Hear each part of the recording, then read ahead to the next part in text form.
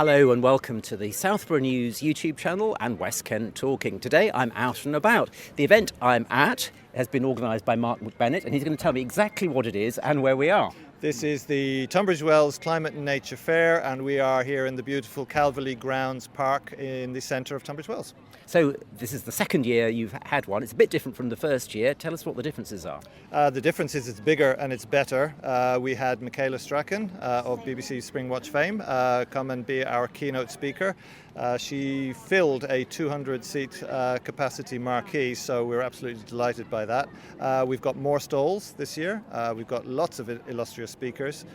We've got amazing catering. We've got activities for kids, for families. Everything's represented here. And how would you sum up the aim of it? The aim of it, if I was to sum it up in one word, I'd say community. I mean, the climate and the nature part of it are sort of a given in the title because that's sort of the theme that it's built around. But actually, it's about bringing people together. It's about letting people experience that, hey, maybe their next door neighbour is a tree hugger just like they are. It's a very busy afternoon. The rain is staying away and I found someone to talk to. Why are you here? My name's Callie and I manage Kent High Weald Partnership and we are a local conservation organisation. We manage some of the nature reserves for Tunbridge Wells Borough Council and other local authorities with a group of volunteers. So we look after the green spaces for nature and also for people. And through that we have evolved to deliver outdoor education for a school, nature-based wellbeing initiatives and sort of wider environmental initiatives, but all very much local community action is what it is. So you're out on Southborough Common, Tunbridge Wells Common? Yes, we have a team of volunteers that help at Southborough Common. It's mostly sort of habitat work. We're a lot in the winter because you may or may not know, Southborough Common used to be a much more open area of common land and it's been allowed to sort of grow a lot of trees and holly, which is nice, but it needs a bit more structure, so we do a lot of woodland management work there to bring back more of the biodiversity value and also to improve access for the local community. It's quite hard work because we've seen people working pretty hard. It's a big area to clear, isn't it? I mean, how do you find enough people to do it? It is a huge area and it is a case of we're out there every winter each year, so it's bit by bit each year. You don't want to do everything in one go because it's not good for nature to have a big impact in one short space. It's better to have slow impact to make things happen. You don't want to get rid of lots of trees or do things in too big a fashion. But we have a very good supportive team of volunteers, especially at Southborough actually, like up to 20 people come out on a day and you can get a lot done. But presumably you always want more people.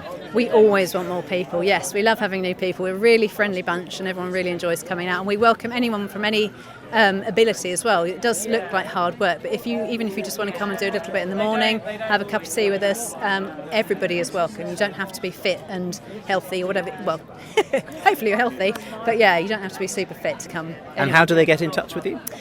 So we have a website and if you look up Kent High Weald Partnership online, you'll find us. We're on Facebook as well and Instagram things, or if you happen to be on Southborough Common when we're there, just come and say hello and we'll give you our contact details and get you signed up. And what's it been like today? Have you been talking to lots of people? We have, yeah. It's been a fantastic day because we were here for it last year and it was a bit quiet. It was quite a wet day last year, but it's been brilliant today. Lots of people and it's just so nice to see lots of really positive groups out promoting what they're doing, and also talking to different groups about how you can work together. It's lots of really great opportunities, so it's been wonderful, actually. Great, thanks for talking to me. You're very welcome, thank you. Hello there. I'm Martin Barrett. I'm part of the Sevenoaks, Tunbridge and Tunbridge Wells Beekeeping Association, and I'm here in my role as AHAT, Asian Hornet Action Team. The primary visit for today, the primary purpose for today, is to raise awareness of how dangerous the Asian hornet is to all our pollinators. So what we're looking for is, I've got a little poll going, checking how many people have heard about them, how they know how to report them, if they're willing to take away a bait station. And just tell us why these Asian hornets are so bad news. They're an apex predator. Which means? Which means there's nothing above them that will feed on them. That's the apex predator. They're a foreign invader, so they're a non-native species. So we're just trying to control everything. They will destroy, a single nest of yellow Asian hornets will destroy 11 kilos in weight of pollinators per season. So if you imagine 11 kilos, that's about 130 to 140,000 honeybees, which is 2 to 3 hives for most of us. But they'll take butterflies, they'll take hoverflies. Anything that pollinates is food for them. So are we on top of this problem, or are more Asian hornets coming this year than last? Right, the first year, 2016, there were 3 individual hornets caught. Last year, there were over 160 odd found. 500 odd found. 160 nests, of which 150 odd were found in Kent. It's our proximity to Europe that's causing the problem.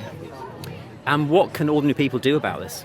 Be aware, be happy to photograph them and to report them.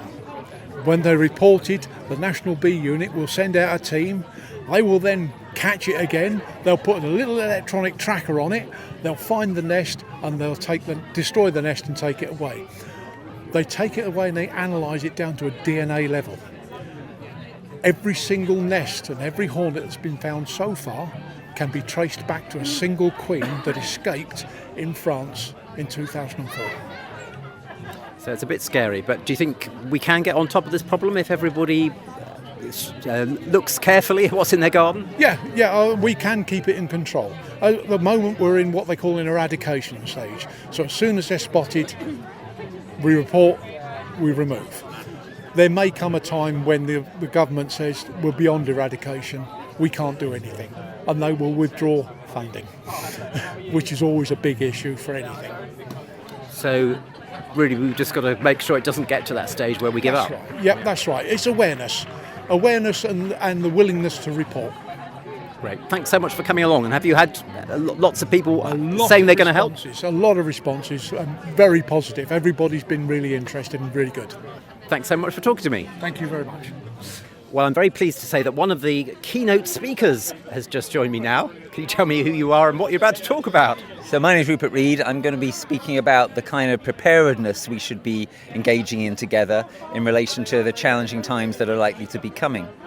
People in this area, I think, already know something about that because, of course, in the Tunbridge Wells area is now nationally famous for the scandalous denial of proper water service for a while. But I think it's a mistake to think that that's only a result of bad management by water companies. It is totally a result of that. But it's also the kind of thing that's probably going to happen more and more, unfortunately, as a result of climate breakdown. So but what can how do we get...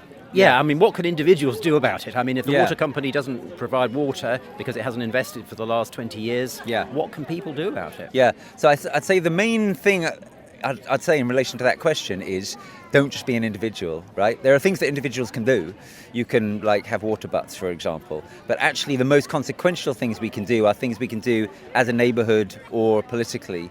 We've got local elections coming up, so that's the politics. I'm going to be talking quite a bit about what people can do in their communities, in their neighbourhoods to mobilise together. So I'll give an example from my own experience, which is I'm from rural Norfolk, and in the area where I live, we have a resilience network of people from within 5 miles of the local area. It's called the 5 Mile Network. And we get together and do all sorts of things. We trade tips and produce and seeds and plants, and we organise events, and we've planted a community orchard and stuff like that. That's the kind of activity that one needs to undertake if one's going to be starting to move into a position of being a bit prepared. We've had all these years of globalisation in which we become dependent on things being shipped from the other side of the world. And obviously what's going on in the Middle East has highlighted the fact that we can't always rely on those things coming in. So what's the answer? More local produce, presumably. That's right. I'm going to be talking about this. We are going to be subject to serious supply hits in the coming months from what's happening in the Middle East. They could then be worsened by the climatic situation. We're probably moving into what's called an El Nino weather event globally, which basically means higher temperatures, more weather chaos. And those things could synergize together in a bad way. So, we need to be engaging at every level, at the household level, at the national level, but a lot of what people can do is actually on the street level, or on the neighbourhood or the community level, to make ourselves as prepared as we can be. And it's not easy for these kinds of shocks, whether that be putting in a local food production thing, some kind of community-supported agriculture, or whether it be stockpiling. You can stockpile in ways that are pro-social. So, for example, just to make it really, really simple and basic, one of the things that I'm doing is stockpiling food and stockpiling water, but I'm stockpiling also enough food so that I've got some to give away, not just food for myself and my family. What sort of fresh, healthy food can you stockpile really without it going off? Okay, so it may not be the freshest or healthiest food, right? A lot of what I'm stocking is dry food and tinned food, but we are going to need buffers in what is coming. So, that's the kind of place in which one should start. It does sound a bit depressing, and I can imagine some people react to it by just burying their head in the sand. Yeah. So how do you make it a positive thing? Yeah, so that's also what I'm going to be talking about in my talk. People need to have a sense of their collective efficacy. The reason why people are so often ostrich-like in their response to this sort of thing is they don't really believe that they can do it together, that we can do it together. But once people start to believe and to understand, like by looking around at this fair and seeing like how many people are here, for example, and all these initiatives and so on, oh, I'm not so alone, things are happening and so on, then they start to feel less powerless and desperate and therefore less likely to stick their head in the sand. So that's the real starting point, and that's what we're trying to bring in the organisation I run, which is called the Climate Majority Project, where we're trying to make people alive to the sense in which we are the majority. We're not just some embattled tiny minority, we are the majority, and that's going to be ever increasingly so. So how do people find out more about your ideas? Well, the simple thing to do is to go to climatemajorityproject.com. Brilliant. Thanks so much for talking to me. Okay. And good luck with the talk. Thank you. So that's the end of our visit to the climate fair here in Tunbridge Wells. There was plenty more going on that we didn't reflect. Friends of the Earth are here, Greenpeace are here, lots of community gardening schemes, there's music, and of course there's people in 2 different venues giving talks and discussions. So if you didn't make it this year, why not come along next year to the Tunbridge Wells Climate Fair? There's plenty for everyone. That's it from me, Martin Webber, on the West Kent Talking podcast and the Southborough News YouTube channel. Goodbye.